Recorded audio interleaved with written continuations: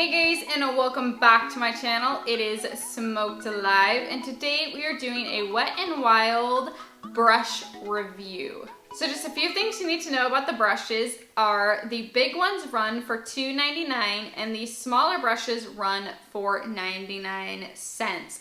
They're so cheap and they are cruelty-free, gluten-free, and vegan, which is really awesome because that means they don't test on animals, and it is basically like organic food but for makeup.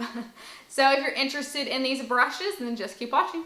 So there's 17 brushes in this collection and I only have 6 of them. I've been trying to get my hands on them, but I cannot find them anywhere. So let's get on to the brushes. So they come in a packaging like this. It's just a plastic little container. I hate it. Mind, they're so cheap, I can't really complain, but here's why I do not like them. When I pull, like, they don't come out if you do this. So you have to pull the brush out, which messes with the brush hairs and tends to fray them. So a couple of my brushes have gotten frayed through pulling them out of the packaging, and that just sucks. No one wants a brand new brush ruined by its own packaging. So that's my only complaint there. So let's just talk about the brush itself. It is the cutest brush I have ever seen, and I am obsessed with the way it looks. It is a gorgeous white to pink ombre. It is a complete sleek white handle, and they do have a little indent here in the handle to put your thumb there. So if you tilt it, it fits perfectly and you can go over with your powder. So they do have an indent on every single brush. The packaging, or not the packaging, the actual brush itself is perfect. The handle is plastic, which again, plastic is not the best for brushes. You do want a wooden, heavy, sturdy handle, but these are only $2.99, so no one's gonna make a wooden handle brush for $2.99. You see what I'm saying? The bristles on all the brushes are super, super soft, and let's just say they're absolutely worth the money. Now, are they as good as a MAC brush? No. Are they as good as a Morphe brush? No. But for 99 cents, they are the best drugstore brushes that I have found, especially for the price range. There are some higher end brushes that I've used from the drugstore that are not nearly as good as these, that are only $1. So you can't really, excuse me, my bra strap's falling off, so you can't really complain. So let's get into the brushes that I actually have. The 3 face brushes I have are the powder brush, the foundation brush, and the large concealer brush. Now, this powder brush I actually really do like. It's very soft, it goes on very smoothly, it applies powder very well. It's not super sturdy, it's actually pretty just loose. It's not crazily dense, which I personally like. I think it's really good for loose powders. Now, if you're someone that likes to pack on that full coverage, like intense powder, this is not gonna be your favorite, but for the price, I think it's absolutely beautiful. I think it's super cute, or that's the same thing. But basically, I do think this one is absolutely worth the $2.99, and I think it works very well. Now, like I've said before, I hate foundation brushes. To me, this is just a typical foundation brush. It doesn't really work any better than any foundation brush I've ever used, but it's not really that bad either. But I just don't like foundation brushes. I will use them to apply things like primer and stuff, but as far as the actual application, I think foundation brushes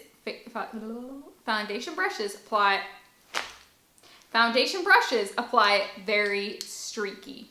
So the third brush I have is their concealer brush. I really, really like this one. It is very comparable to the Sedona Lace concealer brush, and I can't remember the name, but it's their larger concealer brush. You can look it up online. I use that one a lot, and this one is very, very comparable to it.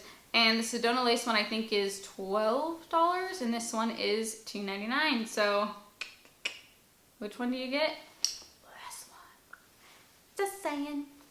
Moving along to the eye brushes. This is their crease brush. I did buy 2 of these and I did use this today in my crease. The crease brush is actually really hard to work with in my opinion. I think it blends things out, and if you really work with it, it's okay. Especially for $1, it's just get it. But what I'm communicating is actually is really hard to get right into the crease. It can tend to slip and kind of scoot, and it's a little bit patchy. So, I do think it's worth it because it's only $1, but it's definitely not the best crease brush or better than any other crease brush that I own. It's just meh. Now, if you take your time and really work it in, it will work just as well as some other lower end crease brushes and some higher end ones, but again, it is very difficult to work with. So, if you're new to blending, I would not recommend this one for your first go. Okay. Oh, and I did use this crease brush today and I spot cleaned it and it didn't take away the eyeshadow. So oh my goodness. It is still actually stained. So I'm not sure how well these are gonna hold up. I've only used them a couple times, but I feel like if you use these for like a month, they're gonna be pretty nasty. Because just from holding them, this brush right here, just from holding it with foundation on my hands or whatever as I'm going through my vanity, it has stained the handle. Now you can get this out with alcohol, but who really wants to clean their handle every single time they do their makeup? Not really me, so don't expect these to stay beautiful and cute forever. I then have the Smoky Liner brush. I really like the detailing in this. It is very, very tiny, so it does fit really well under that lower lash line. The only thing that I do not like about it is it can be a little bit rough because it's not crazily dense. You really have to keep going in there and then it can get a little bit rough on your eyes, but it is still very soft, and I do like this one better than the e.l.f. smudge brush. The e.l.f. one like kills my eyes within like 10 seconds. This one just takes a little bit longer to go, and it can hurt a little bit, but not nearly as much as the e.l.f. smudge brush. So if you want some cheap smoky liner smudgy brushes, I would go with the Wet n Wild one.